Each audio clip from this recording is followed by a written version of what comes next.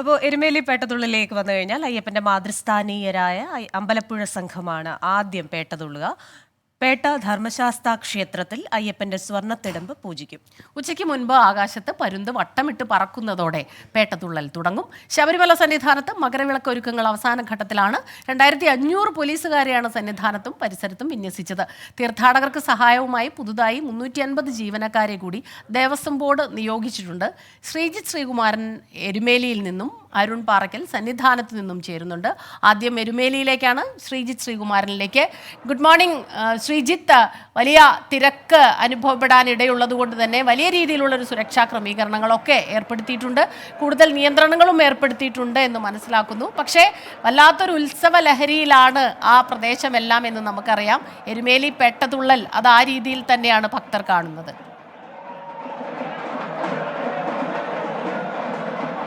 സ്മിതയ്ക്ക് അറിയാമല്ലോ, സാധാരണ വലിയ തോതിൽ ഭക്തജനത്തിരക്ക് അനുഭവപ്പെടാറുണ്ട്. അത് ഇക്കൊല്ലവും അനുഭവപ്പെടുന്ന കാര്യത്തിൽ യാതൊരു തർക്കവുമില്ല. നമ്മൾ ആ ദൃശ്യങ്ങളാണ് ഇപ്പോൾ ക്യാമറമാൻ പകർത്തിക്കൊണ്ടിരിക്കുന്നത്. എന്തായാലും വലിയ തോതിലുള്ള ഒരു തിരക്ക് രാവിലെ മുതൽ തന്നെ ഉണ്ട്. വാവൂർ പള്ളിയിൽ വന്ന് അവിടെ തൊട്ടു വണങ്ങി അതിനുശേഷം ഈ അയ്യപ്പ ക്ഷേത്രത്തിലേക്ക്, ശ്രീ ധർമ്മശാസ്ത്ര ക്ഷേത്രത്തിലേക്ക് വരുന്ന സംഘങ്ങളെയാണ്, ചെറു സംഘങ്ങളെയാണ് ഇപ്പോൾ കാണുന്നത്.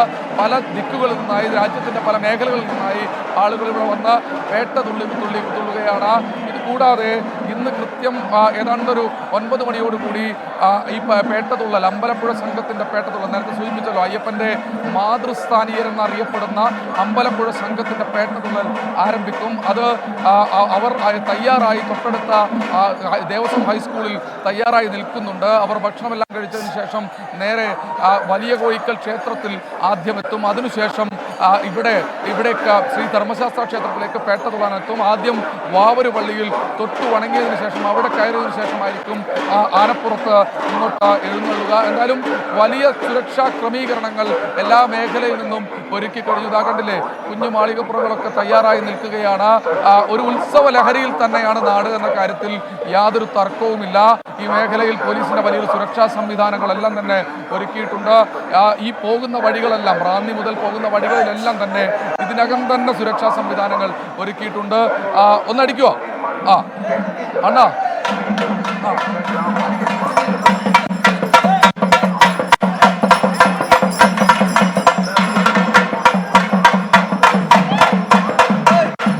കണ്ടില്ലേ, കുഞ്ഞുങ്ങളൊക്കെയാണ് ഇങ്ങനെ തുള്ളിക്കൊണ്ടിരിക്കുന്നത്. വലിയ ആവേശത്തിൽ.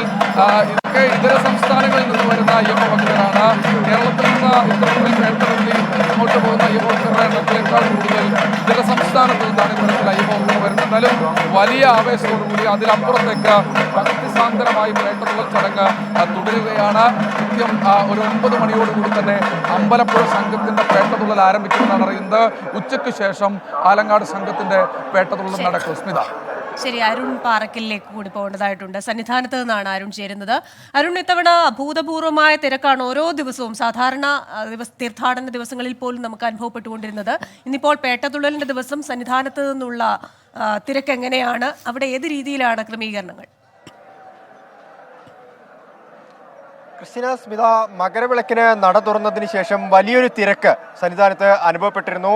1 ലക്ഷത്തിലധികം ആളുകൾ എല്ലാ ദിവസവും സന്നിധാനത്തേക്ക് എത്തുന്നൊരു സാഹചര്യം ഉണ്ടായിരുന്നു. എന്നാൽ കഴിഞ്ഞ 2 ദിവസങ്ങളായി സന്നിധാനത്തേക്കുള്ള തിരക്ക് താരതമ്യേന കുറഞ്ഞിരിക്കുന്നു എന്നുള്ളതാണ്. ഇന്നലെ കേവലം 70,000 ആളുകൾ മാത്രമാണ് 18ാം പടി കയറിയതെന്നാണ് കണക്ക്. ഇന്നിപ്പോൾ രാവിലെ വരെ 15,000 ആളുകൾ. സാധാരണ ഈ സമയത്തൊക്കെ നമ്മൾ ലൈവൊക്കെ ചെയ്യുന്ന സമയത്ത് 40,000-വും 50,000-വും തീർത്ഥാടകരുടെ എണ്ണം വരാറുണ്ട്. ഇന്ന് 15,000-ആണ് ഔദ്യോഗികമായി നമുക്ക് ലഭിച്ചിരിക്കുന്ന കണക്ക്. എന്തായാലും തീർത്ഥാടകരുടെ എണ്ണം കഴിഞ്ഞ 2 ദിവസങ്ങളായി കുറഞ്ഞു വരുന്നു എന്നുള്ളതാണ്.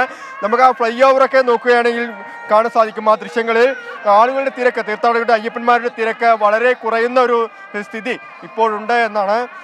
കഴിഞ്ഞ ദിവസമൊക്കെ നടപ്പന്തലൊക്കെ കാലിയാവുന്ന ഒരു സാഹചര്യം ഉണ്ടായിരുന്നു. ഒരു വരിയിൽ മാത്രം ആളുകൾ വരുന്ന, തീർത്ഥാടകർ വരുന്ന ഒരു സാഹചര്യമായിരുന്നു കഴിഞ്ഞ ദിവസം കണ്ടത്.